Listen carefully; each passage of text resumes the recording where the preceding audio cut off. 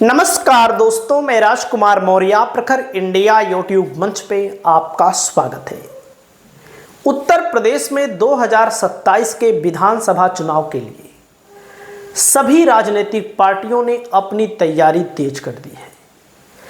आज की इस वीडियो में हम बात करेंगे समाजवादी पार्टी के बारे में और समाजवादी पार्टी के बागी विधायक विनोद चतुर्वेदी के बारे में, जो 2022 का चुनाव समाजवादी पार्टी से लड़े और समाजवादी पार्टी से जीते, लेकिन जब लोकसभा चुनाव के पहले राज्यसभा का चुनाव हो रहा था तो बीजेपी के पाले में जाने वाले आपके सामने सपा के ये विधायक थे। आपको याद आ गया होगा, राकेश पांडे, विनोद चतुर्वेदी, महराजी प्रजापति, राकेश प्रताप सिंह, मनोज पांडे, अभय सिंह, आशुतोष मौर्य, हमारे वाले मौर्य नहीं हैं, हमारी बिरादरी वाले, दलित सुरक्षित सीट पर लड़ने वाले, और यह पूजा पाल।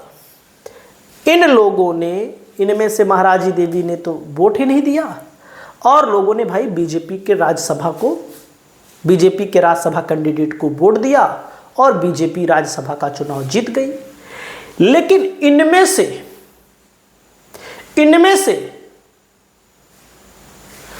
किसी भी विधायक की विधानसभा में, एक को शायद छोड़ दो तो शायद इनका आशुतोष वाला, किसी भी विधायक की विधानसभा में बीजेपी सपा कांग्रेस से ज्यादा वोट नहीं पाई।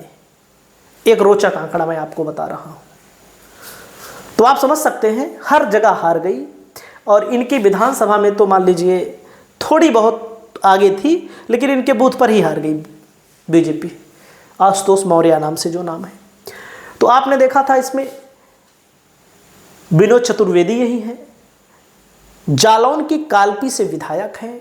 अब समाजवादी पार्टी इनके खिलाफ किसको टिकट देने जा रही है, उसका नाम भी बताएंगे, उसका परिचय भी बताएंगे। पहले आप आंकड़ा देख लीजिए। ये रहा आपके सामने आंकड़ा। हम आंकड़ों पर यकीन करते हैं। अनुसूचित जाति, ब्राह्मण, निषाद, यादव का यह इलाका माना जाता है।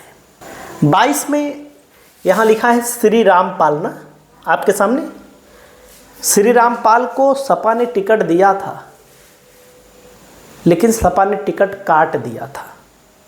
याद रखिएगा, विनोद चतुर्वेदी को टिकट देकर के जितवाया। विनोद चतुर्वेदी चुनाव जीते। कितने वोटों से जीते?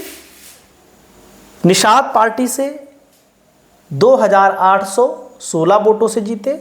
यहाँ बसपा का वोट, श्यामपाल चुनाव लड़े थे बसपा से। यहाँ पर विनोद चतुर्वेदी नाम होना चाहिए, लेकिन ये वेबसाइट प्राइवेट है। अगर आप सरकारी जाएंगे यानी कि निर्वाचन आयोग पे, तो यहाँ पर विनोद चतुर्वेदी का ही नाम दिखेगा। देख सकते हैं दोस्तों।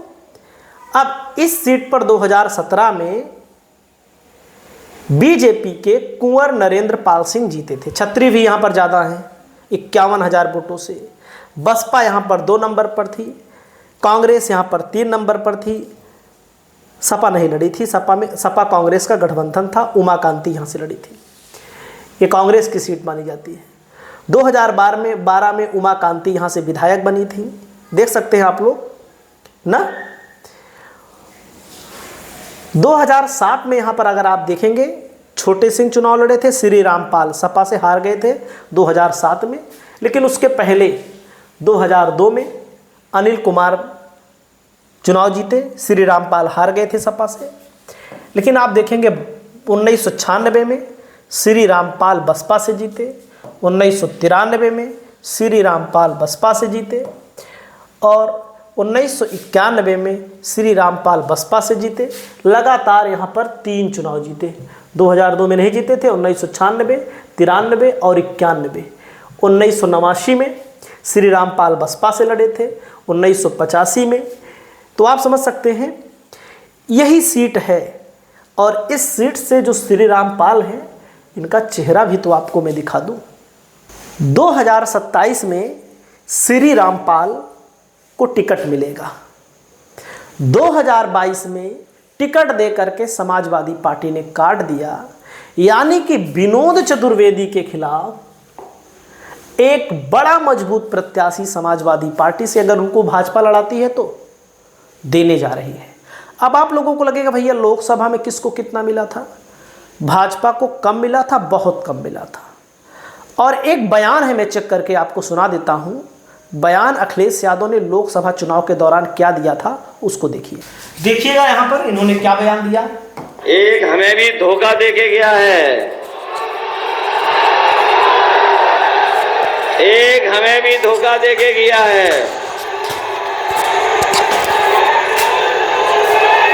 वो तो हमारे पूर्व मंत्री श्री रामपाल भी जीत जाते, ये हमारे मंत्री जी भी जीत जाते, लेकिन हम उनकी मीठी मीठी मीठी बातों में फंस गए। बताओ, ये जो मीठी बात बोलते हैं उनको धोगे अपने वोट से, क्या नहीं धोगे? ये चुनाव समुद्र मंथन की तरह है, संविधान मंथन होने जा रहा है। एक तरफ वो लोग हैं जो संविधान बचाना चाहते हैं, दूसरी तरफ वो लोग हैं जो संविधान को बदलना चाहते हैं। बताओ, संविधान बदलने वालों को आप बदल दोगे कि नहीं बदल दोगे? देख सकते हैं, एक हमें भी धोखा देके गया है। यही बयान था इनका। अब आपको दिखाते हैं भैया जालौन में कौन जीता था लोकसभा का चुनाव, क्योंकि स्पष्ट हमको याद नहीं है, क्योंकि जालौन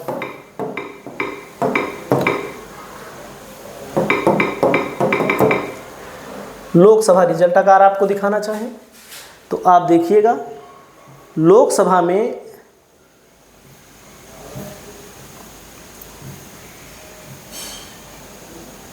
समाजवादी पार्टी से नारायण दास अहिरवार चुनाव जीते। और थोड़ा और चीज़ दिखाना चाहते हैं। अब देखिएगा किस प्रकार से राजनीति पलटी थी 2022 में, सॉरी 2024 में। 22 की तुलना में 19 की तुलना में समाजवादी पार्टी जीती थी, कम अंतरों से जीती थी, ज़्यादा अंतर नहीं था शायद यहाँ पर, लेकिन जीती थी। नारायण दास अहिरवार जीते, 53,000 ठीक ठाक अंतर था, कोई कम अंतर नहीं था। और बसपा यहाँ पर लड़ी थी, और यहाँ पर अनुसूचित जाति की आबादी बहुत ज़्यादा है। 2019 में मैं आपको दिखाना चाहता हूँ दोस्तों, देखिए जिस सीट पर समाजवादी पार्टी बहुजन समाज पार्टी का गठबंधन जीता था, हारा था 1,58,000 से, देखिए उसी सीट पर अब जीत गए। 2014 में यहाँ पर जीत हार का अंतर 2,87,000 था। तो आप समझ सकते हैं कि समाजवादी पार्टी ने किस प्रकार से बेहतर प्रदर्शन यहाँ पर किया। आपकी क्या राय है? आप अपनी राय को बताइए। चैनल पर पहली बार आए हैं तो चैनल को सब्सक्राइब करिए। नमस्कार।